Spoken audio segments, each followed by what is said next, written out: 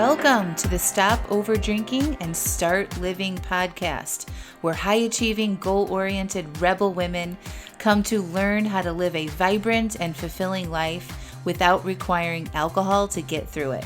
No labels, no judgments, no saying you'll never drink again.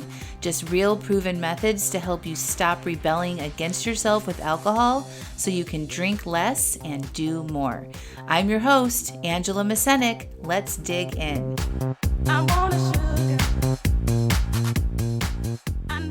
Welcome to episode 145, Willingness to Letting It Go. Hello, hello, hello. Happy week, my friends. I want to open up today's podcast by highlighting a recent iTunes review.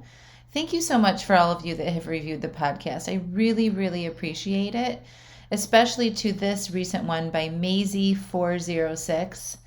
She wrote in on August 2nd, life-changing. This podcast has been so good for me, not just for reducing my alcohol intake, but also for learning how to process life and actually reduce stress rather than just distract from it and ignore it.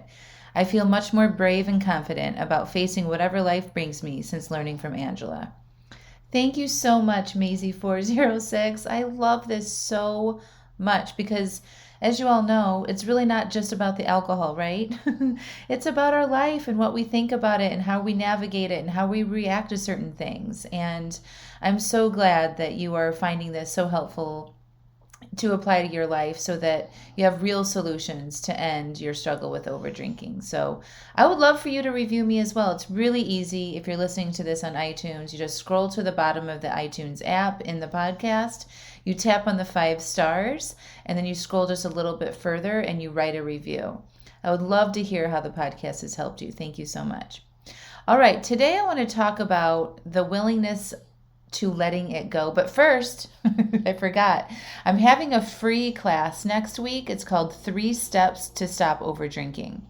And it's a really fun live class that I teach, and I give you 3 things that you can do to stop overdrinking right away, and you don't want to miss that. So click through to the show notes and sign up, and then you'll get an email with the Zoom link to join me. It's on Wednesday, let's see, what day is it? It is Wednesday the 13th at 7 p.m. Eastern Standard Time. So click through and make sure you sign up for that free class. All right, so today I want to talk about the willingness to letting it go, okay? When I say it, I'm talking about many different it's, okay? So the willingness to let it go applies to all different things like relationships or alcohol or anger or whatever it is, okay? So tune in and be open to the idea of it, whatever it may be. So maybe it's a willingness to let a relationship go, like I said, or letting alcohol go, or letting go of a big, bold dream you have, like being a best-selling author. Now, stay with me for a second. This might seem contradictory, but it's not. Or letting go of doing things perfectly, or letting go of pleasing everyone, or letting go of what you thought would happen but didn't. And I'm going to open it with a little story about me practicing this, okay? So my husband and I have been talking about moving to Europe for years. It's been a big dream of ours. We were on the same page about it for a long time. I saw us doing it and having a big adventure, the kids learning a 3rd language, exposing them to different cultures and different way of life outside of our standard American lifestyle. And so did he. And the plan was to get our littlest kid through almost being done with elementary school, and then we would do it. We both work from home, and we could totally make it work, working anywhere in the world. Well, my husband was really pushing to do this in the next year. And we'd practice. We had this idea of practicing living abroad by spending a summer in Europe next year and seeing what we liked and exploring different areas. But recently I've changed my mind about it. It didn't sound like fun. The pandemic and all of the unknowns of being abroad with 3 kids, navigating foreign schools, running my business, and having like a lack of support with family and friends around. And I've been trying to figure out a way that I would be okay with it. And I was looking at homes and so many different options and just kind of like force fit a shoe or a foot inside of a shoe that was too small, okay? But the truth was, I didn't want to do it anymore. Not right now anyway. Maybe later when things settle down, but I just didn't want to do it. So I shared with my husband that was how I felt. But before I did that, I had to let go of so much. I actually had to let go of us being married because I didn't know what he would do. I didn't want to force him to do anything he doesn't want to do. And if this was his big dream, I didn't want to hold him back from doing it. So I decided that I was willing to let go of the outcome about our relationship when I told him. I was willing to let go that this was something that was contributing to his excitement and hope for the future. I knew that when I told him, he'd be upset and probably sad and disappointed. So I had to let go of holding on to his happiness. I had to let go of trying to control if he got mad at me. I had to let it all go, his response, our relationship, how I felt. And when I decided to tell him that I didn't want to do it, I was very calm. I shared how I felt, and I told him that I know that changes things with our relationship, and I understand if this was a deal breaker, and that I hoped it wasn't, but whatever happened or whatever he decided to do, it was okay. Well, as it turned out, he was disappointed and he managed it, and then he decided that he was just going to go get a raise or go get a promotion or make more money so that he could travel more. He decided to do something different too.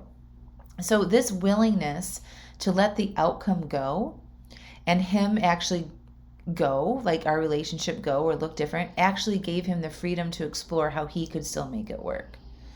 And I'll tell you that letting it go feels so much easier, so much calmer, fluid, open. I didn't feel full of worry or dread or fear. And there was no ruminating or second guessing. Another story. I was actually at a writing retreat this weekend with Cheryl Strayed. She was the author of Wild. It was a bestseller. It was a memoir of her solo hike on the Pacific Coast Trail. And she told a story of how she wrote her first book.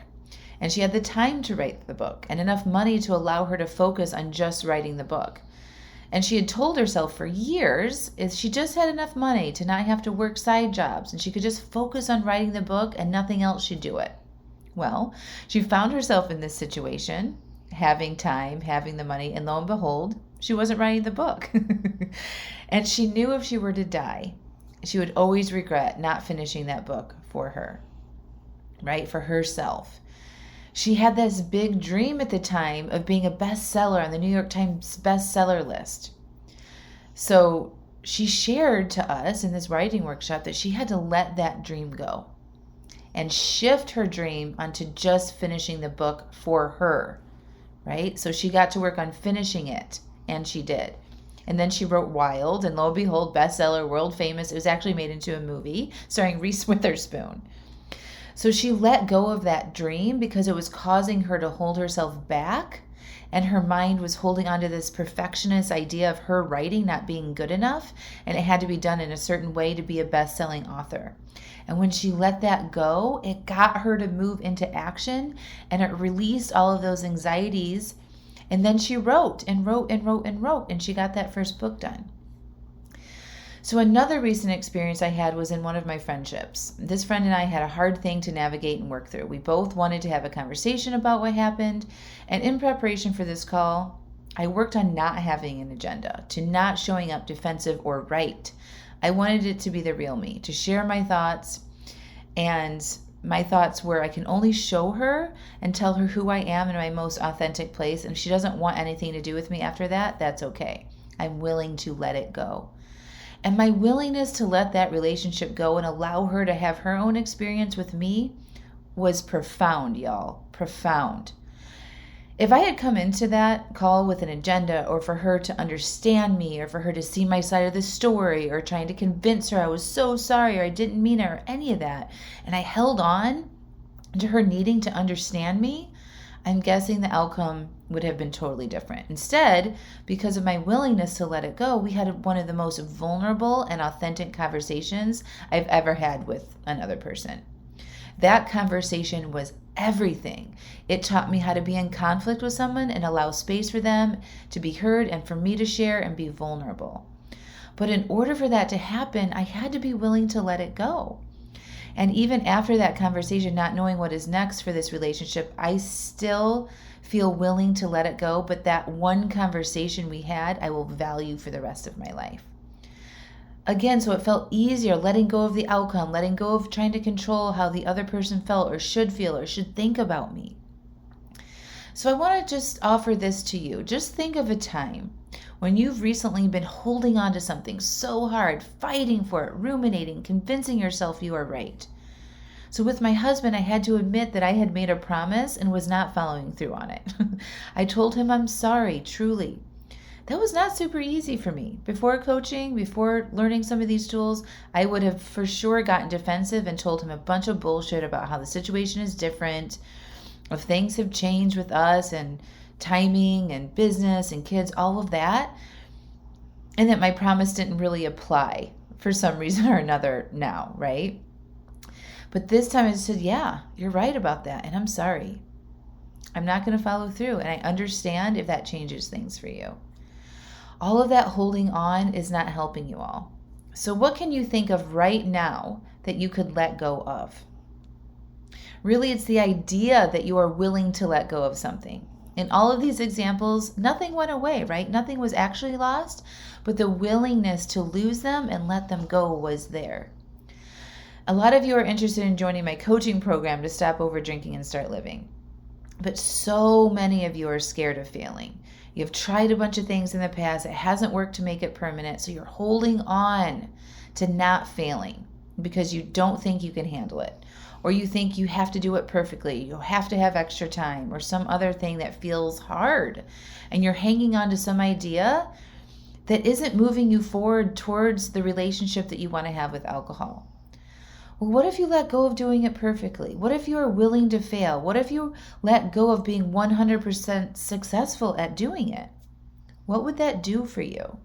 Would it open you up to taking more risks, to being willing to try, to being willing to learn more about your relationship with alcohol? I highly suggest you let go of that, friend. Really. No one in my program who has ever changed their relationship with alcohol has done it perfectly or didn't have many a failure. Okay, it doesn't exist. Maybe you've been holding on so tight to keep wine in your life. Maybe you're so wound up and tight about preserving your relationship with alcohol that it feels hard and tight, like it's a struggle. What would it look like if you're just willing to let it go and not drink? What if you stopped holding on to keeping it in your life and you explored the idea that you could let it go? Imagine the peace that might be there for you. From my experience, practicing letting something go is freedom. It brings more abundance, more openness, more connection, more truth in your life. And usually just being willing to let it go doesn't actually produce the result of losing it. It brings more of actually what you want. So please explore this idea. Think of something that you are holding on tight to. What would it look like to be willing to let that go? What would it feel like? What space would that create for you in your life? And now I just want to share some of my scratch thoughts in preparation for producing this podcast episode. So this is what I wrote yesterday. Willingness to let it go. Willingness to fail. Willingness to make mistakes. Willingness to be sick. Hold on. The tightest is when we get in trouble. Trying to convince, trying to resist, trying to please. All of that effort instead of being open to it ending. Being open to surrendering, being open to being wrong, being open to making mistakes, being open to letting them leave you. Resist, push, fight, hold on, being right, being perfect, convincing.